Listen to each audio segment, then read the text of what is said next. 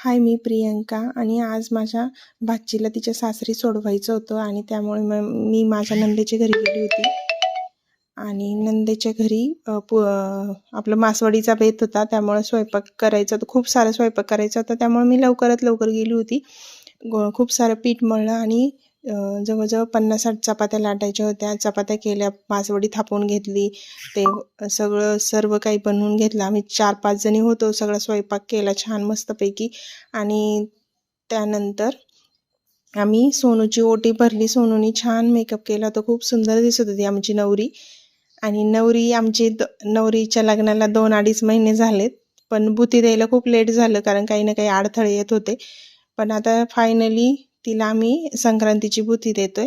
आणि मग ह्या माझ्या नंदेच्या सासूबाई आहेत, त्यांनी ते हळदी कुंकू वगैरे लावलं आणि तिची ओटी भरून घेतली. आणि त्यानंतर आम्ही तिच्या सासरी निघालो.